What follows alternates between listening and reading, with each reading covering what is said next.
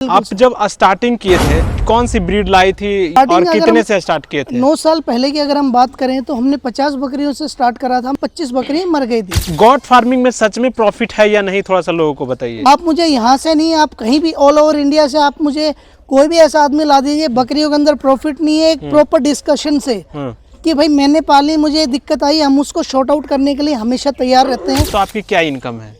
देखिए सर, सालाना अगर हम बात करें तो हमारा जो टर्नओवर है, हम टर्नओवर की बात करते हैं, करीब करीब 80 लाख के अराउंड टच हो जाता है। कभी आपको ऐसा लगा कि गॉट फार्मिंग में हम जा रहे हैं कहीं फेल ना हो जाए? नहीं सर, देखिए ये उनके लिए, मैंने आपको स्टार्टिंग में चीजें बताई है, उनके लिए जो ये बिजनेस में एक चीज और बताइए, कंपटीशन है या नहीं? सर इसके अंदर कोई कंपटीशन नहीं है, सिर्फ लोग कहते हैं कंपटीशन उसके लिए है। गॉट फार्मिंग में लोग फेल कैसे होते हैं, थोड़ा सा बताइए इसके बारे में। गोट फार्मिंग में फेल होने के अगर हम मेजर कारण ले तो 3 ही कारण है। बिहार में बहुत सारे लोग बोलते हैं कि बड़ी जो नस्लें हैं वो वहाँ कहीं ना कहीं सेट नहीं हो पाती। सेट आदमी नहीं हो पाता है। आप इतने पढ़े लिखे थे, आपको मतलब ऐसा नहीं लगा कि लोग क्या कहेंगे अगर हम गॉट फार्मिंग देखिए करेंगे? सर, लोग hello guys, welcome back to my new video. आज हम बिहार से चलकर हरियाणा स्टेट और महेंद्रगढ़ डिस्ट्रिक्ट में आए हुए हैं, यदुवंशी गोट फार्म। यहाँ अगर कहा जाए तो साउथ हरियाणा का सबसे बड़ा गोट फार्म है। बहुत सारे लोगों को कहना रहता है कि गोट फार्मिंग करते हैं फेल हो जाते हैं, बहुत सारे फार्म बंद भी हो जाते हैं। तो क्यों होते हैं और कैसे होते हैं, ये पूरी जानकारी आज की इस वीडियो में देंगे। और कैसे करना चाहिए गोट फार्मिंग, इसके बारे में भी आज चर्चा करेंगे। तो वीडियो में पूरे बने रहें। तो आइए आज हम मिलवाते हैं इनसे। तो सर, सबसे पहले अपना और यहाँ का परिचय दीजिए थोड़ा। और आपके सभी व्यूअर्स को हमारी तरफ से नमस्कार। मेरा नाम है नरेंद्र यादव जी। हमारे गोट फार्म का जो नाम है वो है यदुवंशी गोट फार्म जी। अच्छा। हम पिछले 9 सालों से ये 2 भाई मिलके चला रहे हैं। मैं नरेंद्र यादव और दूसरे मेरे अभी हैं लोकेश यादव। तो हम इसको तोतापुरी ब्रीड के अंदर काम कर रहे हैं। जहां हमारा फार्म है ये है हरियाणा में, महेंद्रगढ़ डिस्ट्रिक्ट में, अटेली हमारा एक कस्बा पड़ता है, यहाँ पे हमारा फार्म है। अच्छा। हम पिछले 9 सालों से तोतापुरी ब्रीड के अंदर ही काम कर रहे हैं। हमारा प्योर ब्रीडिंग सेटअप है।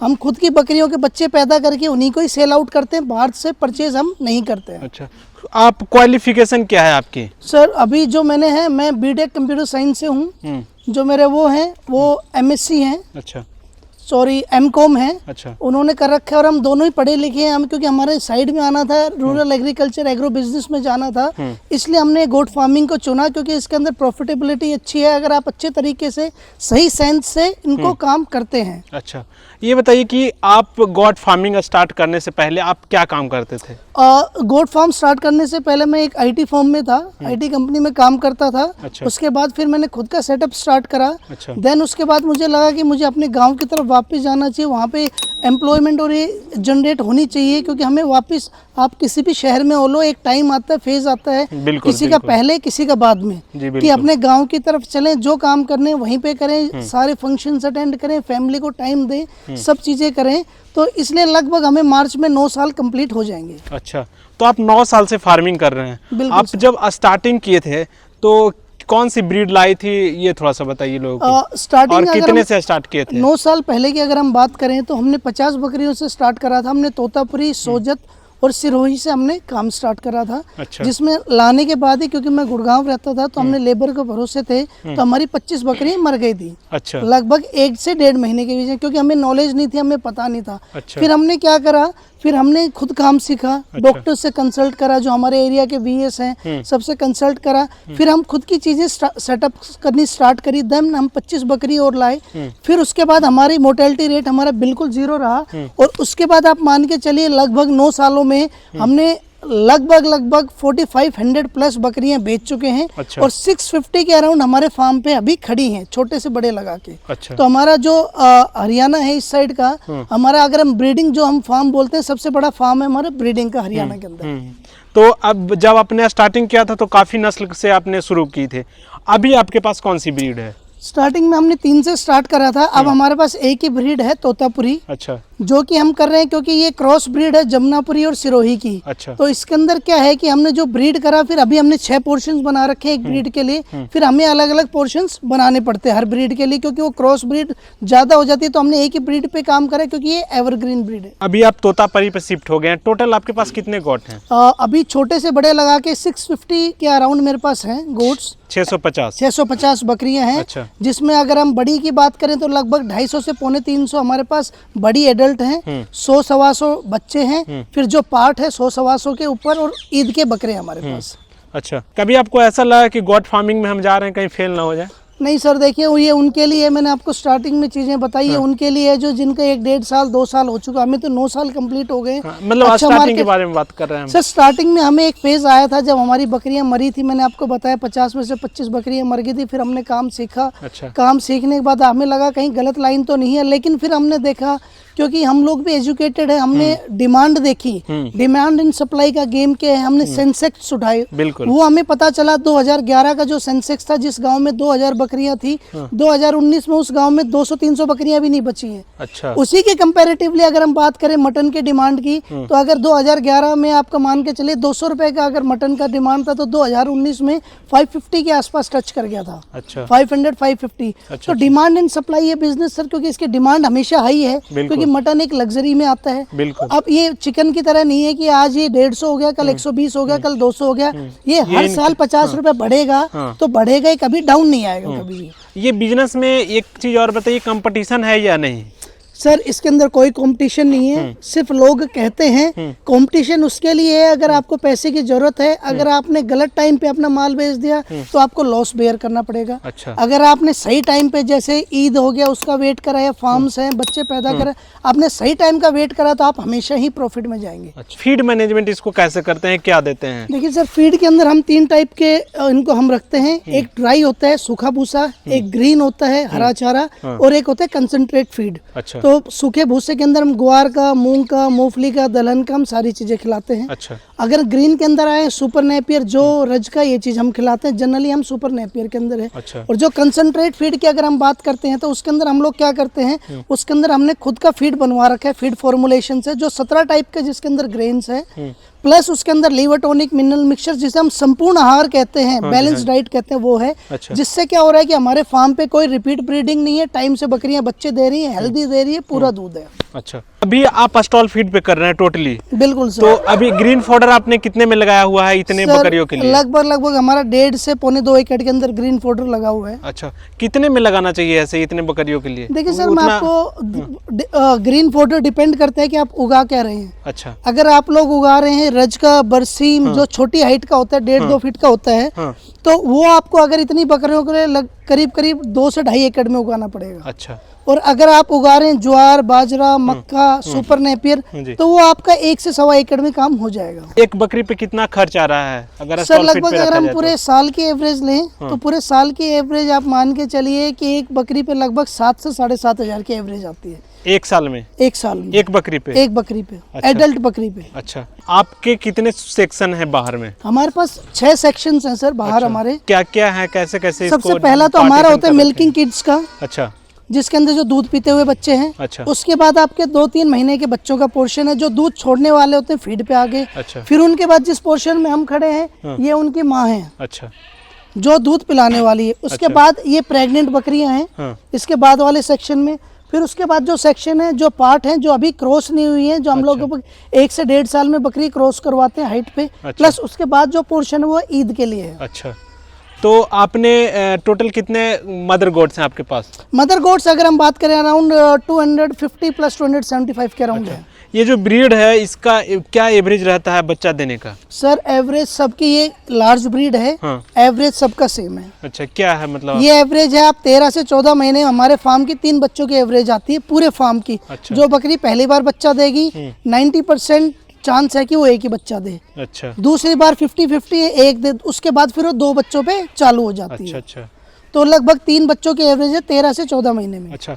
बहुत सारे लोग इस यहाँ पे भी गलती कर जाते हैं कि कम एज में ही उसको क्रॉस करवा दिए जाते हैं। सर, उसमें क्या होता है, एक तो उसका जो स्ट्रक्चर्ड है वो पूरा डेवलप नहीं होता।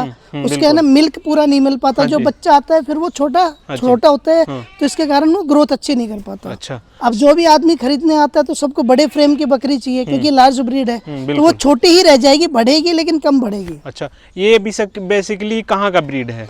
सर, आपके मान के चलिए जो ये ब्रीड है राजस्थान का ही ब्रीड है, हाइब्रिड है ये। जमुनापुरी यूपी की ब्रीड थी, अच्छा। सिरोही राजस्थान की थी, दोनों से क्रॉस होके ये ब्रीड आई है। अच्छा। तो इसमें आप देखेंगे जो कान और फेस है लगभग ये आया आपका जमुनापुरी से, जो कलर और इसकी वो स्ट्रक्चर्ड आए वो आए आपके सिरोही से। ग्रोथ कैसे मतलब कैसे करता है, मतलब अच्छे से कर पाता है या फिर क्या होता है? लार्ज ब्रीड है, बहुत अच्छी ग्रोथ होती है क्योंकि खाने का है, जितना अच्छा आप न्यूट्रिशन दोगे। देखो एक चीज होती है, मैंने हमेशा बताता हूँ, हर वीडियो के अंदर बताता हूँ, TDN होता है टोटल डाइजेस्टेबल न्यूट्रिएंट्स। अच्छा। और भी फैक्टर्स होते हैं लेकिन लोगों को सारी चीजें समझ में नहीं आएंगी इस वीडियो से। डॉक्टर्स वगैरह तो सब अच्छे से समझते हैं क्योंकि हम खुद का फूड फॉर्मूला बनाते हैं। अच्छा। जितना बकरी खाएगी उसको उतना लग रहा है। अच्छा। तो हमारा फीड कारगर है। अच्छा। जैसे हमने 20 बादाम खा लिए लेकिन हमारा शरीर 4 बादाम ही डाइजेस्ट कर सकता है, तो हमें सिर्फ 4 बादाम लगेंगे, बाकी 16 बादाम खराब हो जाएंगे। तो जो हमने जो फीड बना रखा है वो आपका 10 kg पे 100 ग्राम उसकी डाइट है। अच्छा। तो हम पूरा फीड का न्यूट्रिशन रखते हैं। अगर पूरा प्रॉपर फीड का न्यूट्रिशन रखोगे तो उसकी ग्रोथ वगैरह सारी चीज हेल्दी रहेंगी। गॉट फार्मिंग में लोग फेल कैसे होते हैं, थोड़ा सा बताइए इसके बारे में। सर मैं आपको बताऊं, गोट फार्मिंग में फेल होने के अगर हम मेजर कारण ले तो 3 ही कारण है। सबसे पहला जो कारण है वो कारण मैं मानता हूँ कि गोट की प्रॉपर नॉलेज नहीं होने के कारण, प्रॉपर ट्रेनिंग नहीं लेने के कारण। ठीक है। सबसे बड़ा कारण यही है। अच्छा। दूसरा जो कारण है वो है कि जब ट्रेनिंग वगैरह प्रॉपर नहीं ली है तो वो मैनेजमेंट नहीं संभाल पाते हैं, किस टाइम पे क्या फीड देना है, कैसे क्या करना है। हम मैनेजमेंट को नहीं संभाल पाएंगे तो चीज़ों को मैनेज नहीं कर पाएंगे तो दिक्कत आती है। अच्छा। और जो तीसरा सबसे बड़ा कारण है वो ये है कि लोग एक ही टाइप का फीड है ना हमेशा पूरे साल खिलाते रहते हैं। जैसे गेहूं खिला रहे हैं भैंसों को तो गेहूं खिलाते रहे। अच्छा। बाजरा खिला, जो सस्ता हो गया। हम ये कहते हैं कि आप इन्हें एक बैलेंस डाइट रखिए। बैलेंस डाइट रखने के बाद उसमें क्या होता है कि वो पूरा प्रॉपर खाना खाएगी, सारी चीजें रहेंगी। चौथा कारण है कि आपके वैक्सीनेशन जो फार्म पे है, चारों वैक्सीनेशन, गोट पॉक्स, PPR, आपकी ETV, FMD, चारों वैक्सीनेशन हो टाइम पे। अच्छा। और हर 90 दिनों में आपके पेट के कीड़ों की डिवॉर्मिंग हो। अच्छा। तो उससे क्या है कि आपके फार्म पे कोई भी दिक्कत नहीं आएगी। अच्छा। अगर ये चीजें आप प्रॉपर कर रहे हैं तो। बिहार में बहुत सारे लोग बोलते हैं कि बड़ी जो नस्लें हैं वो वहाँ कहीं ना कहीं सेट नहीं हो पाती है, क्या उसका देखिए सर मैं आपको बताता हूँ, आप बिहार से हैं, हमारा माल बिहार भी गया है, झारखंड भी गया है, यूपी भी गया है। अच्छा। उत्तराखंड भी गया है। अच्छा। सबका ये सेट कौन नहीं हो पाता, सेट आदमी नहीं हो पाता है। अच्छा। जो बकरी पालने के लिए लेके गया, अभी बड़ी ब्रीड है तो सर डाइट तो बड़ी ब्रीड के हिसाब से दोगे आप। बिल्कुल। जो न्यूट्रिशन है, कैल्शियम की इनको मात्रा ज्यादा चाहिए क्योंकि इनका बोन स्ट्रक्चर ज्यादा होता है तो आपको कैल्शियम ज्यादा खिलाना पड़ेगा। बिल्कुल। जो नए नए लोग होते हैं, जैसे आप कहते हैं, जैसे आपने सुना होगा भूत देखा। भूत किसने देखा? मेरे दादा ने देखा, मैंने नहीं देखा। वो कहानी सुनी है? सही बात। तो आप एक आदमी, हम तो ओपन डिस्कशन के लिए हमेशा तैयार। कोई एक आदमी आए कहे मैंने बकरी लाया हूँ और मेरी ये बकरी ब्रीड सेट नहीं हो पाई, कोई भी ब्रीड हो चाहे आप। अच्छा अच्छा। बस उस ब्रीड की कंडीशन ये है, पहाड़ों की बकरी प्लेन्स में नहीं आनी चाहिए। प्लेन्स की बकरी पहाड़ों में एक्सट्रीम टेम्परेचर में, जैसे जहाँ पे बर्फ गिरती है और जहाँ बिल्कुल गर्मी होता है, ये नहीं होना चाहिए। आप कोई सी ब्रीड कहीं भी पालिए, सब कामयाब है, कोई दिक्कत नहीं है। अगर सर आप खुद मान के चलिए, पिछले 9 सालों से हम तोतापुरी में काम कर रहे हैं, अगर ये ब्रीड सक्सेस नहीं होती तो सर हम 9 सालों में क्या कर रहे होते इस ब्रीड? सही बात है, बिल्कुल सही। इतना आगे फार्म बढ़ नहीं पाता और हरियाणा के सबसे बड़ा फार्म ये हो नहीं पाता। बिल्कुल। साउथ की अगर हम बात करें तो इसीलिए मैं आपको हमेशा कहता हूँ कि ये बातें कौन फैलाता है? जो काम नहीं करना चाहता। जो काम करना जानता है वो आगे बढ़ेगा, चीजें बढ़ेंगी, आगे चलते ही जाएंगे। अच्छा। और ये सिर्फ मैनेजमेंट होता है। आप मुझे यहाँ से नहीं, आप कहीं भी ऑल ओवर इंडिया से आप मुझे कोई भी ऐसा आदमी ला दीजिए, बकरियों के अंदर प्रॉफिट नहीं है, एक प्रॉपर डिस्कशन से कि भाई मैंने पाली, मुझे दिक्कत आई, हम उसको शॉर्ट आउट करने के लिए हमेशा तैयार रहते हैं। अच्छा। क्योंकि हम ट्रेनिंग भी देते हैं हमारे फार्म पे, प्लस हम कंसल्टेंसी सर्विसेज भी प्रोवाइड करते हैं। अच्छा। गॉट फार्मिंग में सच में प्रॉफिट है या नहीं, थोड़ा सा लोगों को बताइए। देखिए सर मैं आपको एक बहुत ही चीजों को मैं बताता हूँ। गोट फार्मिंग के अंदर डेफिनेटली प्रॉफिट है, लेकिन गोट फार्मिंग मांगता है पेशेंस। अच्छा। जो आदमी सोचे मैं एक बार आ गया हूँ और 1 साल के अंदर आप बिजनेस करके चले जाओ तो गोट फार्मिंग उनके लिए नहीं है। अच्छा। जो गोट फार्मिंग को मैं कहता हूँ, गोट फार्मिंग जो बिजनेस है वो 1000 दिन का बिजनेस है।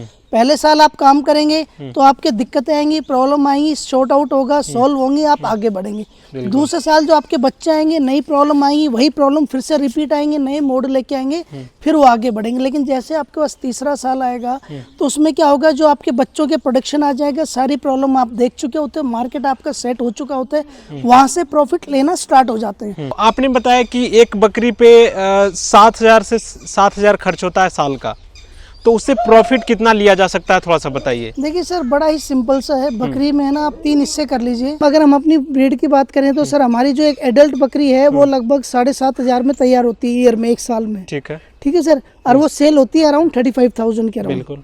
तो आप मान के चलिए 7,500 उसका खर्चा है, 35 में जा रही है, तो 3 हिस्से बच गए उसके। लेकिन हम मानते हैं जब तक वो दूध देगी, उसका बच्चा पलेगा, तो एक हिस्सा हम उसके बच्चे का निकाल देते हैं। अच्छा। तो जो 2 हिस्से हैं वो हमारा प्योर प्रॉफिट आ जाता है। अच्छा। फार्म का एरिया कितना है? लगभग 1 से सवा एकड़ के अंदर ये हमारा कंस्ट्रक्टेड एरिया है सर। तो जब आपने स्टार्टिंग किया था तभी आपने ये बना दिया था या फिर धीरे-धीरे सर हमने स्टार्टिंग के अंदर 4 साल तो हम किराए पे रहे थे। अच्छा, किराए का फार्म था? रेंटेड था। अच्छा। दूसरी जगह पे था। अच्छा अच्छा। फिर जब हमारा काम चल गया 4 साल, अब इस जगह पे हम लगभग 5 साल हमें हो जाएंगे। अच्छा, टोटल मतलब 9 साल हो गए? 9 साल हो जाएंगे तो इस पे, मार्च में। इसको बनाने में क्या खर्चा आया था आपको?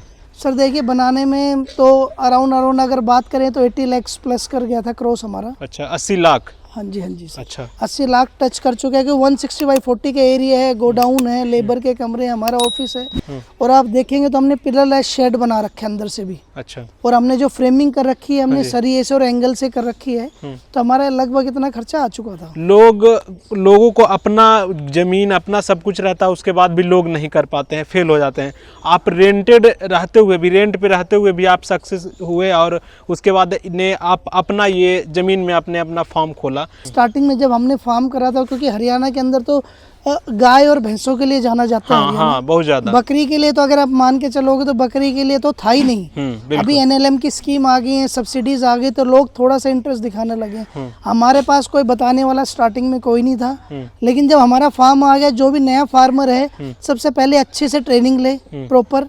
बकरी क्या खाती है, क्या नहीं खाती, बीमारियों की, वैक्सीन की, सारी चीजों की नॉलेज ले। उसके बाद फार्म को छोटे लेवल से स्टार्ट करें। अच्छा।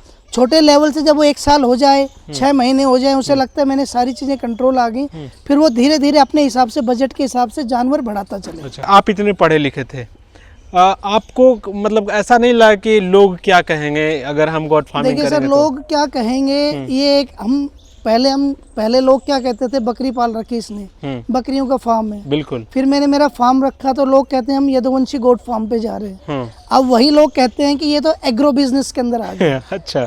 तो आप मेरी बात को समझोगे तो जब आप अच्छा काम करते हैं, चढ़ते हुए सूरज को सब सलाम करते हैं। बिल्कुल। जब आप अच्छा काम करेंगे तो सब कहेंगे बहुत अच्छा कर रहे हैं, लेकिन आप स्टार्टिंग में करोगे तो सब लोग क्रिटिसाइज करते हैं। बिल्कुल। लेकिन आप खुद मान के चलिए, आप खुद के मालिक हैं। आपको किसी को छुट्टी नहीं लेनी, शादी में जाना है, कहीं भी जाइए, पूरे दिन फार्म पे 5-6 घंटे से ज्यादा काम नहीं है, आपको किसी पे डिपेंड नहीं होना। अच्छा। प्लस जी इसकी डिमांड हमेशा हाई है। मुझे आप कोई भी 1 साल दे दीजिए, मुझे ये बता दीजिए मटन में आउटब्रेक हुआ, मटन का रेट डिप कर गया। लॉकडाउन में भी ये मतलब बंद नहीं हुआ? हाँ बिल्कुल। तो आप मान के चलिए, मेरा एस्टिमेटेड है कि 2030-32 तक मटन लगभग 1200 से 1500 रुपए केजी पहुंच जाएगा। बिल्कुल। और लोगों ने बकरियां पालनी बंद कर दी। तो इस सेक्टर को सिर्फ ऑर्गेनाइज होने की जरूरत है। जो चिकन आपका महंगा था वो सस्ता हो गया है, लेकिन मटन है, मटन ऐसी चीज है जो लग्जरी के अंदर आता जाएगा। बिल्कुल। तो मटन की डिमांड हमेशा रहेगी मेरे हिसाब से, और बनी रहेगी। और सारे लोग अच्छे से करेंगे काम तो सक्सेस होंगे। अगर आप मिसमैनेजमेंट करेंगे तो फेलियर के लिए उन्हें कोई नहीं रोक सकता। अच्छा।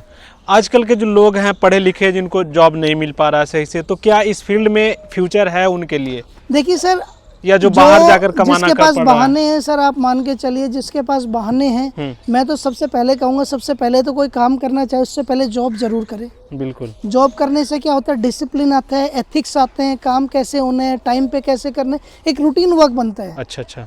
उसके बाद फिर वो अपने इस काम के अंदर आ सकते हैं। कहीं देखते हैं कि लोग एलिवेटेड बनाते हैं शेड, और आपने ऐसे ही बनाया हुआ है, तो उसमें और इसमें क्या डिफरेंट है, थोड़ा सा? सर एलिवेटेड शेड वहाँ बनता है जहाँ पे बारिश बहुत ज्यादा होती है, ह्यूमिड बहुत ज्यादा होती है। अच्छा। जहाँ पे ह्यूमिड नहीं होता, बारिश नहीं होती, वहाँ पे नीचे का ही शेड है। अच्छा। लोग कॉपी कर लेते हैं साउथ से, पोंडाचेरी से, जहाँ पे बारिश ज्यादा होती है, वहाँ पे बारिश ज्यादा है सर, गर्मी नहीं पड़ती है, सर्दी नहीं पड़ती है। आपने खर्च बता दिया, प्रॉफिट बता दिया, इसको कैसे क्या किया जाता है, आप इतने दिनों से कर रहे हैं। लोग अगर करना भी चाहेंगे तो लोग प्रॉफिट के लिए ही करेंगे, कितना प्रॉफिट होता है? तो लोग थोड़ा सा ये बताइए कि सालाना अगर देखा जाए तो आपकी क्या इनकम है? देखिए सर, सालाना अगर हम बात करें तो हमारा जो टर्नओवर है, हम टर्नओवर की बात करते हैं, करीब 80 लाख के अराउंड टच हो जाता है। अच्छा। Gross overall turnover. अच्छा। तो ये 80 लाख जो होता है वो प्रॉफिट होता है या फिर उसमें? सर ग्रोस होता है। अच्छा, ग्रोस होता है। ग्रोस होता है। इसके बाद प्रॉफिट, इनका खर्चा निकालने के बाद प्रॉफिट निकल जाता है हमारा। अच्छा अच्छा। अराउंड 40 टू 50 के बीच में आ जाता है। यानी 40 से 42 लाख के अराउंड साल में आपका प्रॉफिट हो जाता है। बिल्कुल अच्छा, लोग अगर स्टार्ट करें तो कितने गॉट से करना चाहिए सर? देखिए, स्टार्ट करने और का कौन मतलब, सी ब्रीड चाहिए उनको? देखिए सर, हमारे लिए तो तोतापुरी ब्रीड बहुत अच्छी है। अच्छा। लार्ज ब्रीड है, सब कुछ है, बेनिफिट है इसका। लेकिन अगर कोई भी लोग चालू करें तो डिपेंड करते हैं उनका बजट क्या। अगर आप लोग लेबर रखते हो तो कम से कम 30 से 40 बकरियां मिनिमम से चालू करिए। अगर आप लेबर नहीं रखते हो तो आप 10 बकरी से चालू कर सकते हैं, 5 से कर सकते हैं, 15 से 20 से, उसमें कोई दिक्कत नहीं है। अच्छा। अगर आप लेबर रखते हो तो उसकी कॉस्ट एक आपको जोड़नी होती है फार्म पे। तो निकालने के लिए आपको 40 बकरियां कम से कम चाहिए होती आगे का एक प्लान क्या है आपका कि इसको क्या करना है आगे है। तक? सर, आगे का नेक्स्ट प्लान हमारा यही है, हमारा फार्म सेटअप हो जाए। फार्म सेटअप होने के बाद हम एक्सपोर्ट के अंदर जाना चाहते हैं। अच्छा, एक्सपोर्ट के अंदर जाना चाहते एक्सपोर्ट हैं? में जाना चाहते हैं, यानी कि इंटरनेशनल। बिल्कुल सर, हम गल्फ में और उस साइड जो है उस साइड हम लोग एक्सपोर्ट में डालना चाहते हैं जी। अच्छा, यानी कि बड़े लेवल पे आपका बड़े लेवल पे, सोच, बिल्कुल सर। एक थिंकिंग आप अपना रखे हुए हैं। आपसे मिलकर मुझे बहुत अच्छा लगा। तो मिलते हैं फिर से नए वीडियो में। आज के लिए बस इतना है।